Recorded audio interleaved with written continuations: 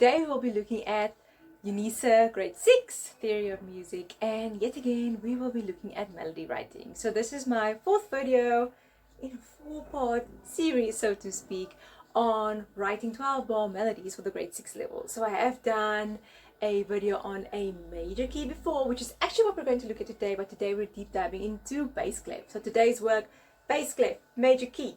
But I have done 3 previous videos on Grade 6 melody writing, one on major key in the treble clef, and then 2 minor key versions, of course, one in the treble clef, one in the bass clef. So today we're looking at a major key. What we are looking at today is somewhat surprising. So I took this from a very, very old paper, October 2013. The actual original example is in the treble clef, but it's in 2/4, no upbeat. So I thought I would take that example and turn it into a bass clef one. So we have an allegretto example, 12 bars. I've outlined it A, B, A for us, so that we have 4 bars in line 1, 4 bars in line 2, and 4 bars in line 3. Remember, at this level, we get blank manuscript after they give us however many bars they wish to give us, and then we have to fill in the rest. This is an interesting example because, hey, it's rare that they don't give us an upbeat at this level. So they give us 2 full bars, oh my goodness, and then we have to fill in bars 3 till the end. So we are dealing with E flat major today, and we'll take it from here. So as you know, all of these videos that I'm making, they're examples of what you could do for melody writing. Now, there are definitely other ways of doing it, many right ways of doing it, but this is just one of the examples in which you can do it right. So when we look at a major key, of course we know we're going to want to outline our chords for our original major key, so that's E flat major. We do know that we also want to pass through our dominant key and have a modulating sequence. So dominant key of E flat major is then of course B flat major, and then our modulating sequence is going to be 1 degree up. So that means if we step up from B flat, we come to C. So that's quite cool. So C minor, that's also what we want to indicate. Guess what? C minor is also our relative minor of E flat major. Cool, cool. So 3 keys we're passing through: E flat major, B flat major, C minor. We're going to pass our way back through B flat major, which is our dominant key, and then we know this part, we're definitely going to copy paste our first 2 bars into bars 9 and 10, and then we just have to have dominant 7th tonic in our key. Now this looks all a little bit different because we don't have an upbeat. We're used to starting things on upbeat because that's what we practice, you know, the difficult things. But today, it's not that it's going to be easy, but I just want to show you how it's going to be in an example with no upbeat, right? So that means we have our bars outlined for us. So we have bars 1 to 12. We also have our big A section, big B section, big A section. We are in ternary form, and we want our dominant 7th. Over there, we want our tonic. We want B flat major. We actually, on each of the beats, because we only have 2 beats in 2/4 time, we're going to go dominant 7th, tonic. And then modulating sequence in C minor, dominant 7th, tonic.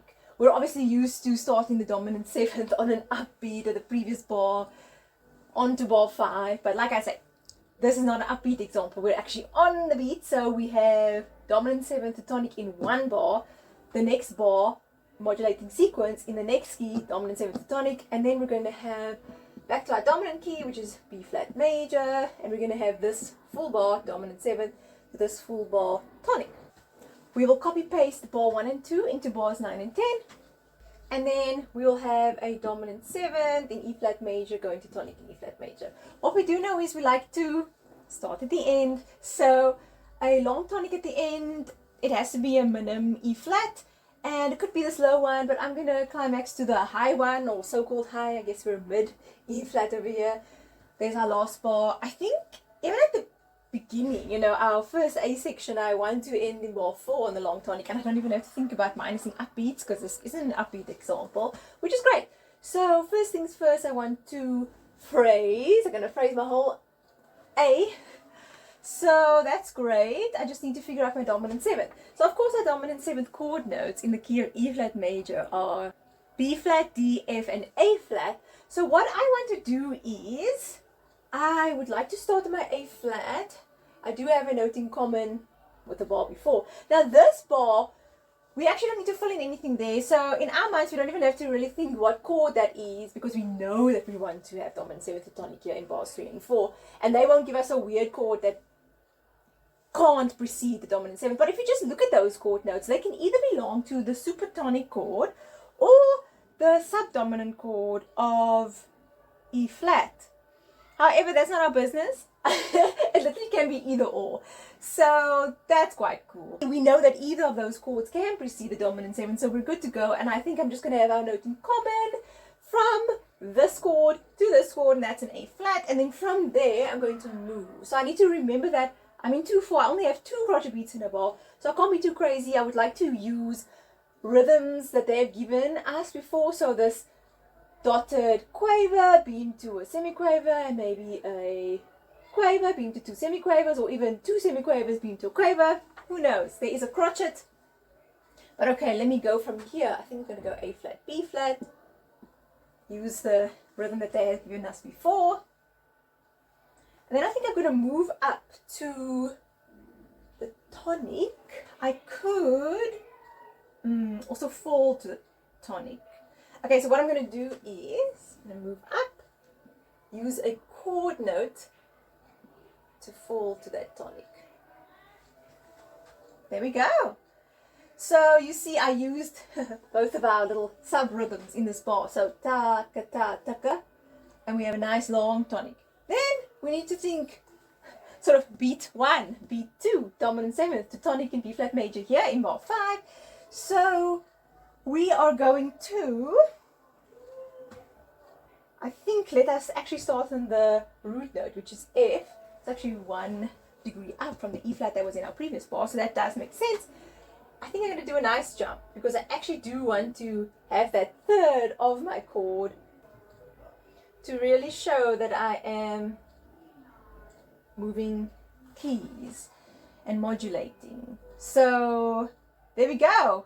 And that's quickly passing through B flat major. We're going to do a sequence so that F goes to G, A natural will go to B natural, and yes, we do know that there is a B natural on the dominant seventh in C minor.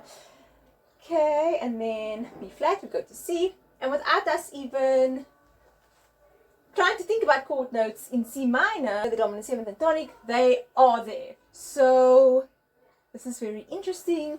I could change my stem directions if I wanted to, because as you can see, it's a higher note and a lower note, and a higher note and a lower note. I could have my stem direction here go up, or here I even could have it go down, but I'm just doing it because of convenience of writing on the paper and on the board. But I mean, that part is neither here nor there. The actual notes in the melody are what matter. So we have a nice little sequence that modulates, and now we're back to B flat major. So what I've done, and this is in all the videos, is that I didn't try and be extra and use non-chord notes in bars 5 and 6 when I pass through the modulating sequence. I literally keep it chord note specific. Also, when you have 2 beats in a bar, ain't nobody got time to do anything extra and fancy. I'm literally just splitting my rhythms into quavers and a crotchet. Quavers and a crotchet. Something different than what came before, nothing too extra. And in and of itself, that doesn't need any articulation type indications, because I think that is good in and of itself. If we do want to have a tenuto, we can do that. I think to add that, that'll be quite nice in terms of articulation. Then we're going back to B flat major, the dominant seventh thereof, and hey, chord note in common with the previous key and the previous bar, previous chord note. So I'm going to say, let's start in the C, and I also want to bring that A natural here again, so that I can end nicely on long tonic for B flat. So actually my bar 4, 8, and 12, they're going to have the same note value in them. Cool, and that's quite nice. And I just need to figure out my rhythm that I want here, and I think I'm going to keep it cohesive with what came before, just like our rhythm in bowl 1. Ta-ka, ta-ka. We're going to do that there, and I think that's great. Now we're back in E flat major.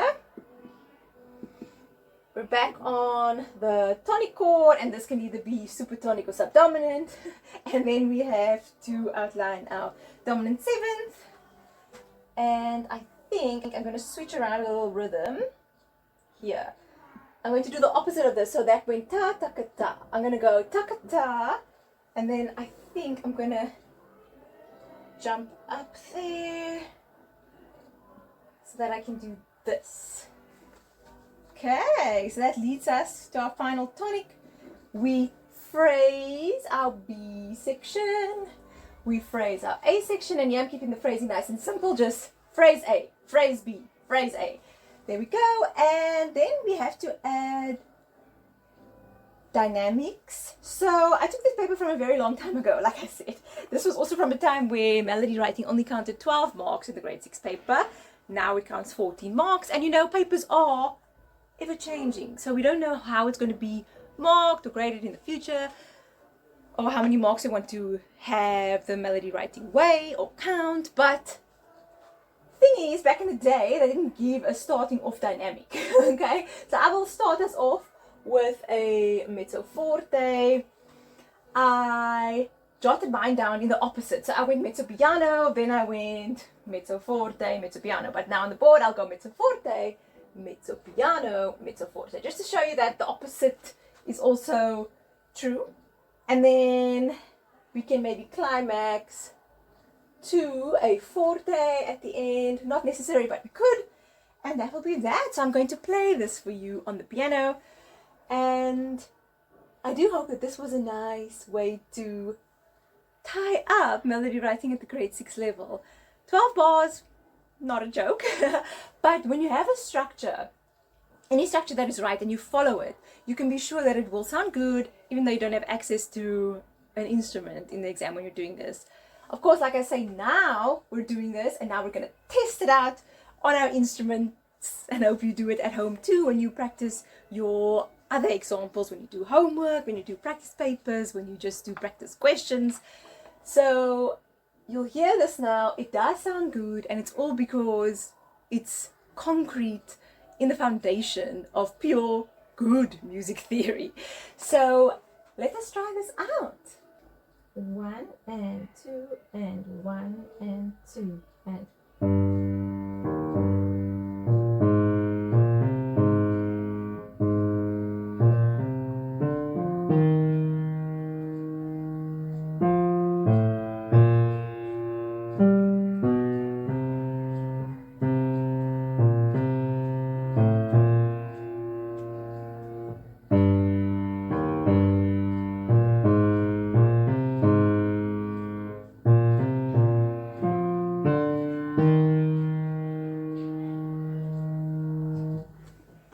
there we have it. So I played that nice and slowly so that you can hear everything. Of course, this does the allegretto.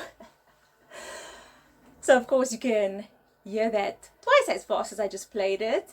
But nevertheless, the idea is just to give you that oral example, and that sounds right. And as you can see, even with the little that we have, so-called quick dominant 7th to quick tonic in the dominant key, and the same thing in the relative minor key, it works. It just does. Like I said, you can trust this method. There are other methods, but this is the method that I use, and I promise that it will give you a good hold on your melody writing for the grade 6 level. All the best with your preparation for your grade 6 theory of music exam.